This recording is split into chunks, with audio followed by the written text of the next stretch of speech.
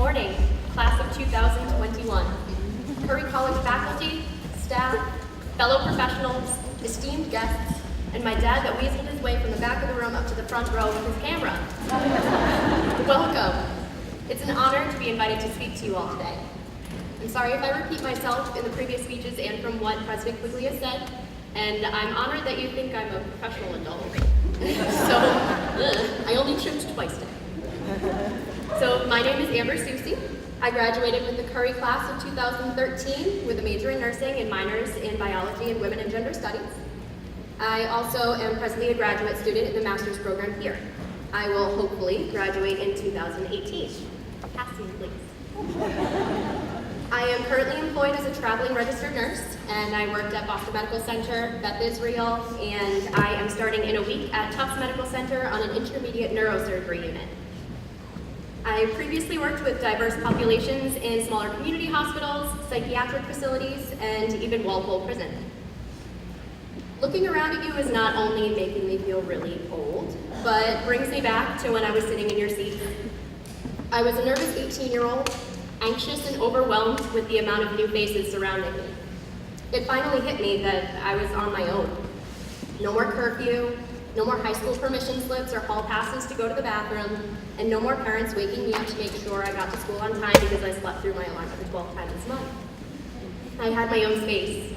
I had the ability to make my own choices and decisions, and I had freedom. Back on December 22nd, 2008, I received a phone call at work from a 617 number and almost immediately hit ignore. Later that night, I listened to a cheery voicemail from an admission counselor from Curry congratulating me on my acceptance to both the college and to the nursing program. She wanted to speak to me personally because she remembered meeting me when I visited the school and knew how much it meant to me to be accepted. Being 3 days before Christmas, this counselor didn't think my acceptance packet would reach me in time for the holiday, so she told me to draw a smiley face on a piece of paper and put it under my tree to signify my accomplishment. I did just that, Kathy. The fact that I actually remember the date I received that call is quite impressive, seeing as I can't even remember what I had for breakfast this morning. But this also proves to me that I clearly made the right decision to come to Curry. In high school, I was average. My guidance counselor advised me to attend a 2-year community college and to not even bother applying for a 4-year institution. I wasn't the best student, and I didn't take all honors and AP classes, and she told me I didn't try hard enough. She told me I wouldn't survive in a rigorous nursing program because I lacked the motivation and drive it took to succeed. From that day forward, I was determined to prove her wrong. My guidance counselor might have been a little bit harsh, but most of what she said was true. I didn't know how to study, I didn't know how I learned best, I didn't know how to manage my time, and I had a very short attention span. I'd start writing a paper and then decide this was the opportune time to do laundry or go for a short jog around the neighborhood. I wasn't an athlete, and even when I tried to run track with my friends, my coach told me that my good old asthma made me too slow and winded at the end of my sprints to ever compete. I wasn't a member in many clubs or activities, and I worked too many hours after school to really join any. It was just a hot mess when it came to school. So yes, I was terrified as I started at Curry. I honestly didn't even understand why they accepted me in the first place. But despite all my doubt, this was it, and this was my time.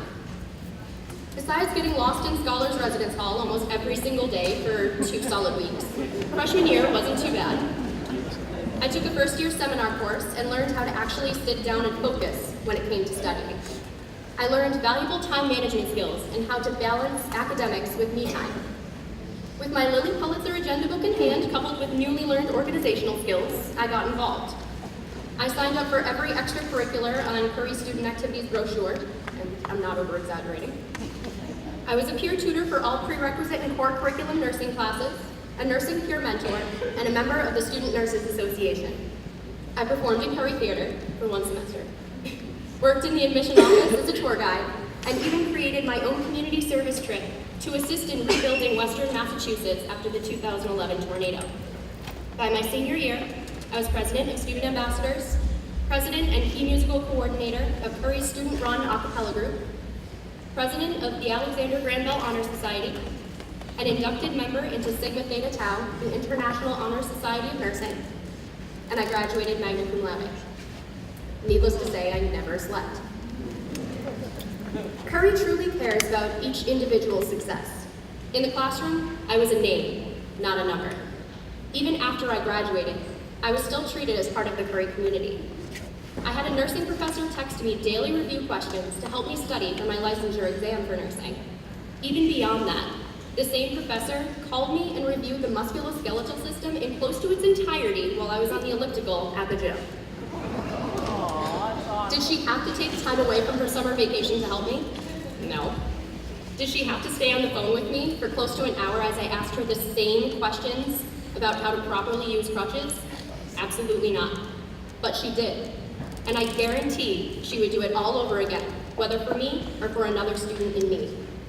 If that isn't a snapshot of true dedication towards student success, then I don't know what is. Being a Curry student doesn't just last for 4 years, it lasts a lifetime. Sorry, Professor O'Shea, but you're stuck with me. I will never claim to be a stellar student. I procrastinated here and there, spaced out during class a time or two, or left for a bathroom break just to wander to the cafe to get snacks. But at the end of the day, Curry pushed me farther and harder than I had ever been pushed before. It challenged me to be not only the best student academically, but also the most dedicated and well-rounded professional within my field. The faculty provided support and wisdom when I needed it the most, and urged me to become a leader, advocate, and mentor. Curry helped me to hone in on my true potential and offered me platforms to showcase my talents. My nursing professors never gave up on me. They believed in me and helped me gain confidence in my knowledge and, more importantly, in myself.